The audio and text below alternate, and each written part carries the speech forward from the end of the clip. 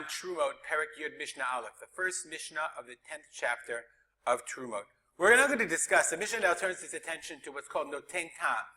Netina Tam means if I cook one food in another food, then that food, it transfers its taste, and therefore the second food, the larger food, has the properties of the first food. This is a very, very common idea in halacha, in halachic terminology. It's called Netina Tam, Noten Tam. We actually see it right here in the Mishnah, Noten Tam. Okay? Now, usually we say that if you can't evaluate whether there's tam or not, then it's b'shishim, batel b'shishim, 1 in 60. But we're going to see in our Mishnah that you can evaluate exactly whether there's netinat tam and whether there's exceptions to this rule or not. Okay? So, like for example, if I have a piece of treif meat and I accidentally cook it in chalent, so that's the Isur has been noten tam. So normally we would say, how do you decide whether you can taste the meat in the chalent? A small piece of meat was treif. So you'd ask a non-Jew to taste it. Or we would say, batel b'shishim. It's negated in shishim, in 1/60th, as we'll soon see. So this is a Mishnah, a very interesting Mishnah.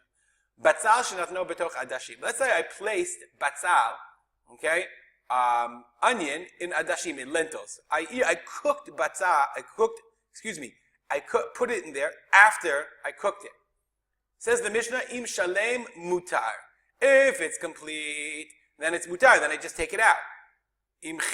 So here we're talking about, I take a batzal, for example, a Terumah batzal, and I put it in adashim, lentils of adashim, or the other way around.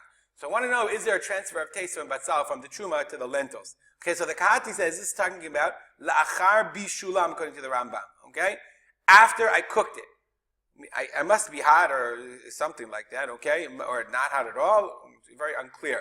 So the Mishnah says, if it's whole, it's mutar. V'im chitcha, then it's benotein tam. So it has to be, if there's no tein tam, it has to be when they're hot. Okay, so let's look at the Bartuner to see how he explains it. Okay, Umayri says, Kigon shenat no ba'adashim achar bishulo.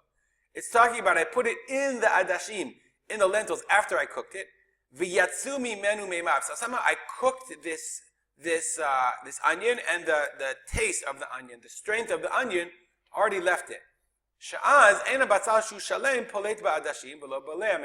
Because then, for some reason, the onion, when it's complete, when it's whole, it does not polate means liflot means to give out, to broadcast, to spread its taste.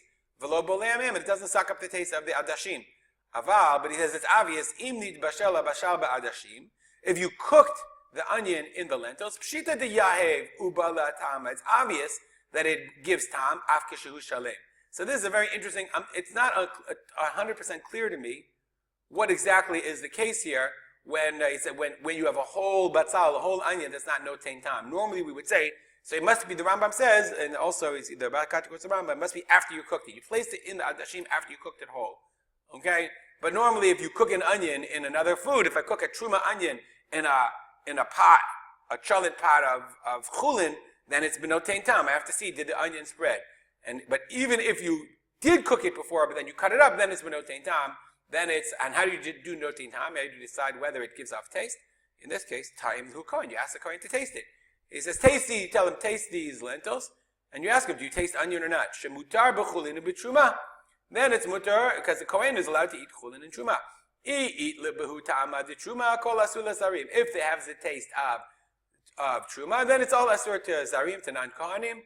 V'ilo, and if not, hakol chulin kishaya. It's all chulin that batzal. The onion is batel. The small amount of onion, or your huge amount of lentils is batel.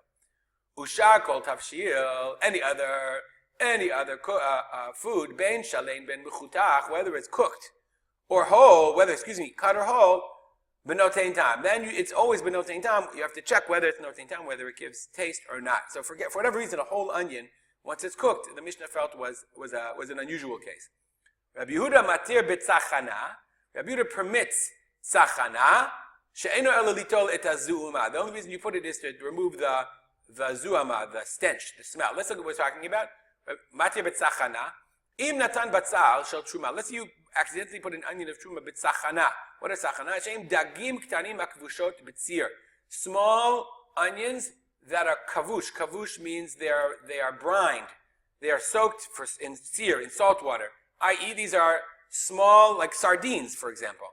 So then you're notelet batzal v'tzachana mutar. You take out the onion and the tzachana, these sardines, these it's like herring it away because it's soaked in a brine. It's mutar. Why? As long as the batzal, the onion is whole. Why? Shaloni moach, it did not disintegrate, it didn't melt. V'lo nitarevi metzachana, it didn't mix. And this is most important. In this case, the point of the onion, not like in herring, onions are delicious. But if you put a whole onion they used to make in their tzachana, in their sardine brine, it was lahavir zuamat dagim. The onion was there in order to suck up the stench, the zuama, the smell of the fish, the fishiness. So Yehuda said, because the onion is there not in order to impart taste, but in order to remove stench, in this case, you could just remove the onion because it's only there litolet zuama. But as the Bartanura notes, we don't paskin like Rabbi Yehuda. We'll stop here. If you have any comments or questions, email me at arspolter@gmail.com, and we'll dedicate our learning to the memory of my father, Rav Simcha ben Yitzchak Kalman. Have a good day.